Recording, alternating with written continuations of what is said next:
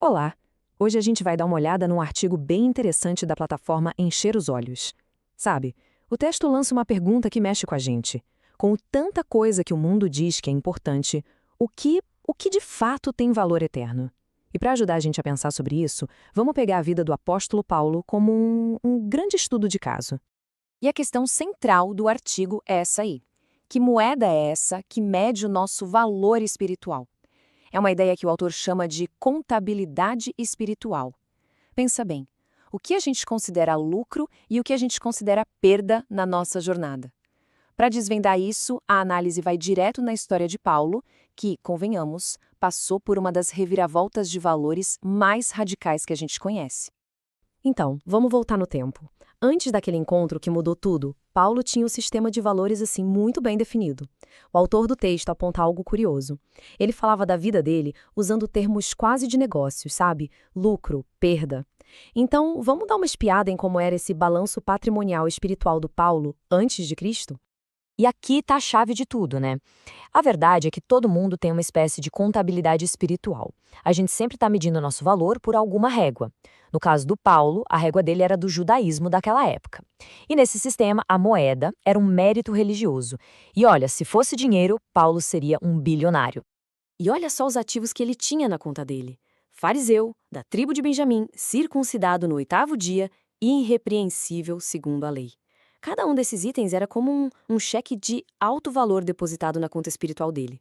Para os padrões da época, o currículo era simplesmente impecável. Tudo isso, para ele, era lucro puro. Só que aí acontece uma coisa. Algo naquela estrada para Damasco que não só zerou a conta do Paulo, mas virou a mesa toda. O sistema contábil dele foi completamente implodido.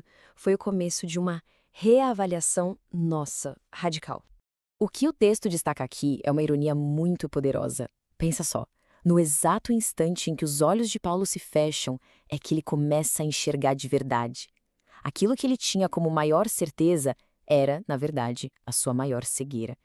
E a cegueira física, bem, ela se tornou a porta de entrada para a visão espiritual.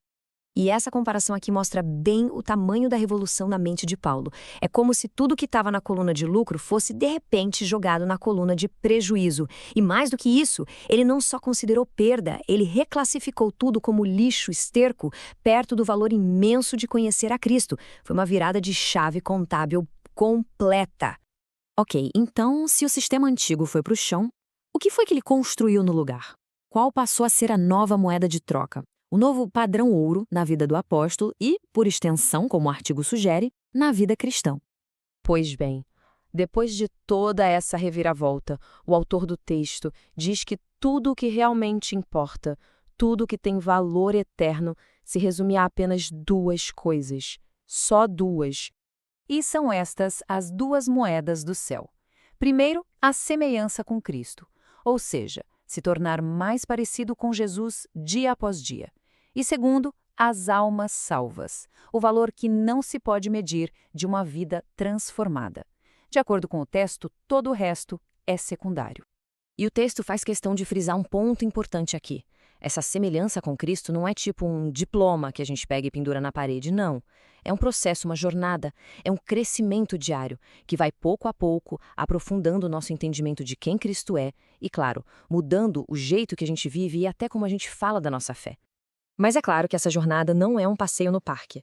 O artigo aponta para dois grandes perigos, dois ladrões que tentam desvalorizar essa nova moeda do céu. Um deles é a autossuficiência. O outro é o que o autor chama de um cristianismo fraco. Essa tabela aqui dá um bom diagnóstico do problema. O autor faz um contraste entre o que ele chama de linguagem do mundo, focada nas coisas do dia a dia, nos negócios, nas preocupações passageiras, e a linguagem de Canaã, que é o jeito de falar sobre as coisas de Deus, as realidades espirituais. O ponto é, quanto mais a gente fala a língua do mundo, mais a língua do céu soa estranha. E o resultado? Uma experiência espiritual meio rasa e um testemunho que não convence. E é daí que vem os sintomas desse tal cristianismo fraco. Sabe, coisas como oferecer um serviço que é só para cumprir tabela, viver em conflitos e briguinhas internas, não ter aquela urgência pelas pessoas que estão perdidas e até um serviço que, no fundo, é mais para se promover do que para servir. Tudo isso, segundo o texto, são sinais de que os valores do mundo ainda estão pesando demais na nossa balança. Bom, e isso nos leva direto para a segunda moeda do céu, que é talvez o propósito final de tudo. Depois de olhar para dentro, para o nosso crescimento, o foco agora se vira totalmente para fora, para o valor que não tem preço de cada alma. E essa frase do texto é o centro de tudo. É o ponto de ancoragem. A morte do Filho de Deus na cruz do Calvário é a medida do valor das almas. Ou seja, se alguém perguntar quanto uma pessoa vale para Deus, a resposta não está em números, está na cruz. Esse é o preço que foi pago. É a avaliação final, que muda a nossa perspectiva sobre tudo e todos. E quando a gente entende isso de verdade, a consequência prática é transformadora. Simplesmente não sobraria tempo para ficar discutindo coisinha pequena, para briguinha interna. Toda energia, todo foco seria canalizado para uma única coisa: o serviço. A gente veria comunidades unidas por um propósito só. E assim, o raciocínio todo nos traz de volta ao ponto de partida. Mas agora, a gente tem as ferramentas certas para fazer uma autoavaliação. A proposta é que cada um de nós possa auditar o próprio livro-caixa espiritual usando essa régua dos valores que duram para sempre. E no fim das contas, a reflexão nos deixa com esta pergunta, que é muito direta e poderosa. Onde é que a nossa vida está sendo investida? Nosso tempo, nossos talentos, nossa energia, tudo isso está sendo aplicado em algo que vai durar para sempre ou em algo que no final vai virar cinzas? A resposta que damos a essa pergunta, bem, ela define o que realmente importa para nós.